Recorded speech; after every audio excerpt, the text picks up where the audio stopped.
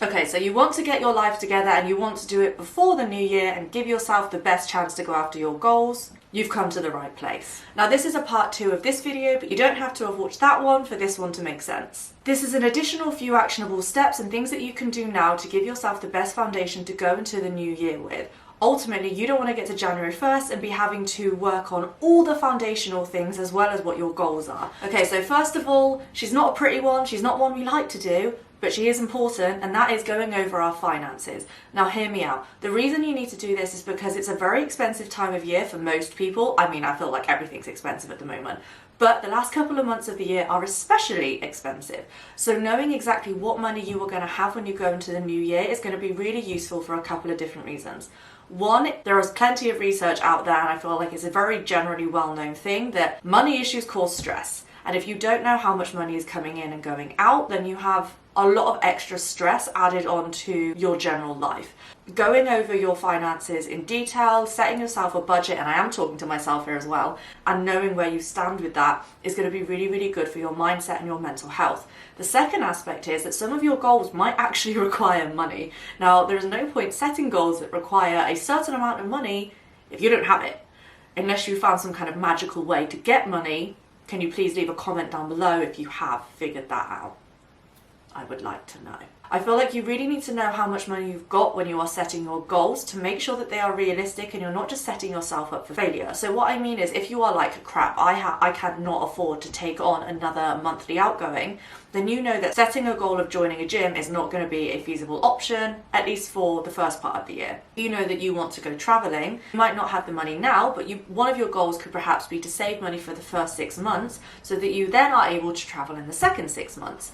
Sleep hygiene and creating a good sleep schedule. This might sound a bit random, but I do have reasons behind this, and so does the research. So ultimately, if you are getting enough sleep and you're having a good enough quality sleep, that has massive positive impacts as you as a person on things like productivity, cognitive function, general well-being, mental health, all of the things that are going to be really paramount to you going after your goals. So I'd really recommend working on this if this is something that you are not particularly good at. There's lots of different ways that you can do this, and I'm going to make a whole video on how to get a better night's sleep and how to be more energized, the best nighttime routine, etc. But some of the things you can do is coming up with a nighttime routine that works for you and trying to keep that consistent. So not just having it Monday to Friday, but then you're not going to bed until like 2 a.m. Saturday and Sunday. You need to try and keep it consistent. You need to try and keep it relaxing, kind of away from screens, all of that type of stuff.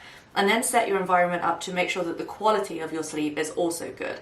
That might be things like a blackout blind. If you can't afford them, then perhaps an eye mask or earplugs, or trying multiple different things. It might take you a while to come up with the best system, which is why it's a really good idea to start that now. Understanding your identity and building a social circle around that. Now, I did touch on this a little bit in the other video, but I want to be more specific and dive down a little bit deeper. So what I mean by this is kind of, who are you now and who do you think that you want to be? Who is your goal version of you? What is the best version of yourself? And then surrounding yourself with people who fit into that. Studies have shown that if you are around people who eat well, who live a positive life, who exercise a lot, who are generally having healthy habits, that you will then start to pick up on those healthy habits as well. The same way that you are surrounding yourself who live a really negative lifestyle and who have a negative mindset, etc., you will also pick that up. So looking at your social circle and thinking, okay, does this align to the person that I want to be in the new year and who I want to be in the future generally? And maybe reevaluating that if it isn't.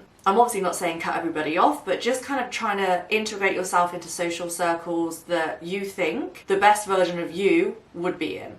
Also trying to make sure that the people around you are really supportive and just really positive in regards to any changes that you might want to make in the new year. So they're not going to be making snide comments. They're not going to be like, oh, another New Year's resolution. How unique.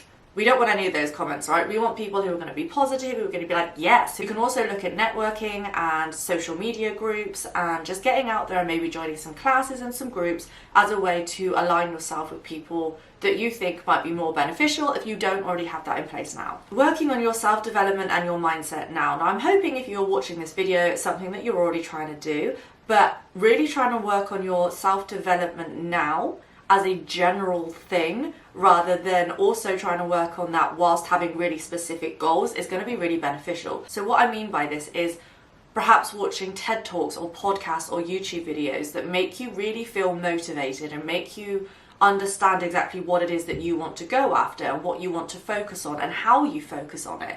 You can spend this time looking into how you actually set goals that align with you rather than just kind of choosing the same ones every year. There are lots of different ways that you can set goals, and trying to figure out the best way that works for you and doing that now rather than trying to also do that on January 1st or a couple of days before is going to be a really practical and good foundation to then work off of. I am going to make a whole video on the system that I'm going to use for goal setting in the new year, so I'm not going to go into that now, so just keep an eye out for that in the next few weeks or so.